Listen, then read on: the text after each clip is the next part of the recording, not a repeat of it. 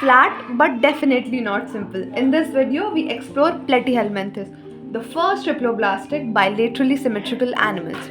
So आज हम पढ़ने वाले हैं फाइलम Platyhelminthes, जिसके नाम का खुद ही मतलब है फ्लैट वॉर्म्स.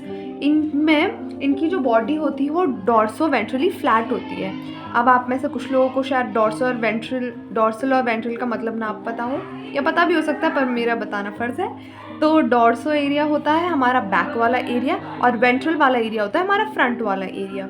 सो इनकी पिचकी बॉडी होती है, मीन्स चपट टाइप की, जो कि आप इधर डायग्राम्स में देख सकते हैं इनके. सो इसीलिए इनको कहा जाता है फ्लैट वॉर्म्स.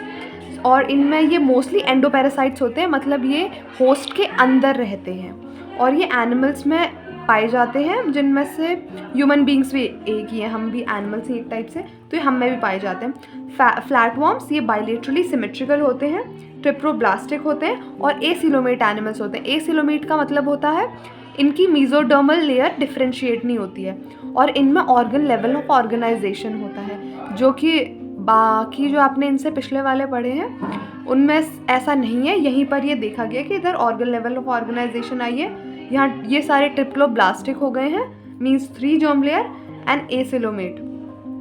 इनकी स्पेशल चीज़, जैसे कि सब में स्पेशल चीज़ थी पिछले वाले जितने भी फाइलम हमने पढ़े, तो इसमें भी है. इसकी स्पेशल चीज़ है कि इसके जो पैरासिटिक फॉर्म है उसमें हुक्स और सकर फाउंड होते हैं, पाए जाते हैं हुक्स और सकर पैरासिटिक फॉर्म में.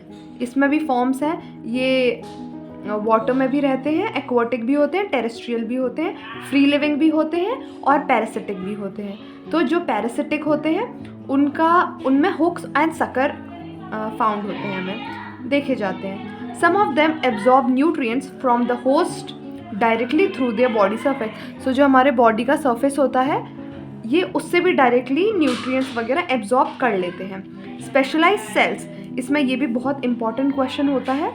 Specialized cells called flame cells helps in osmoregulation and excretion. जहाँ भी flame cell दिखेगा आपको उसका आंसर osmoregulation और excretion होगा. ये बहुत important है. So ये specialized cell होते हैं. Sexes इनमें separate नहीं होते हैं. They are bisexual. Fertilization is internal. Development is through many larval stages. तो इसका मतलब हो गया development is indirect. इसके एग्जाम्पल आ जाते हैं प्लेनेरिया, जो कि इसका एक और नाम है डुगेशिया. ये इसमें बहुत हाई रीजनरेशन कैपेसिटी होती है. हाई रीजनरेशन कैपेसिटी मतलब इसका जो भी हिस्सा टूटता जाता है वो दोबारा बनता जाता है, वो अपनी खुद की बॉडी बना लेता है. सो यहाँ पर और इसके और भी एग्जांपल हो गए, Taenia which is tapeworm and Fasciola liver fluke. इसमें से एक ये हो गया टेपवॉर्म और एक ये हो गया liver fluke.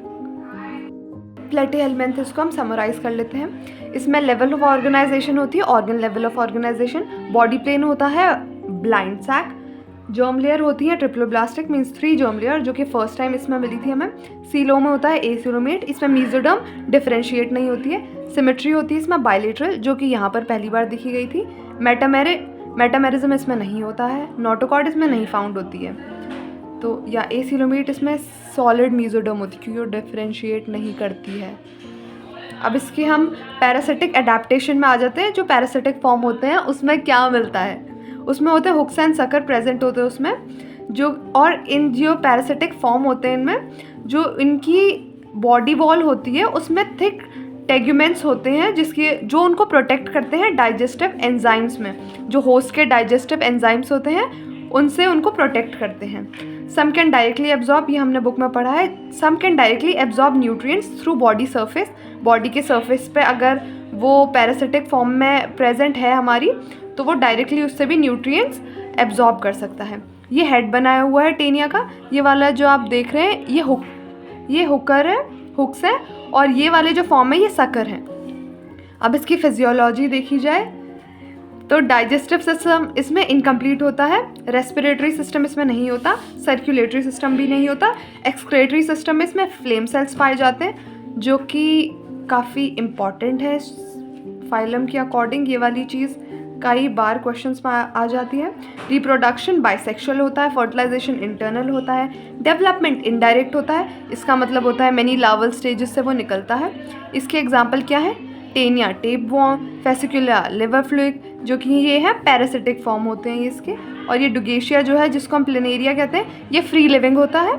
High regeneration capability होती है इसकी, बहुत तेज़ी से ये अपने दोबारा बन जाता है। जैसे इसके पीसेस हो गए तो इसका ये पीस एक बना लेगा, ये पीस अलग बॉडी बना लेगा, ये पीस अलग बॉडी बना लेगा, ऐसा।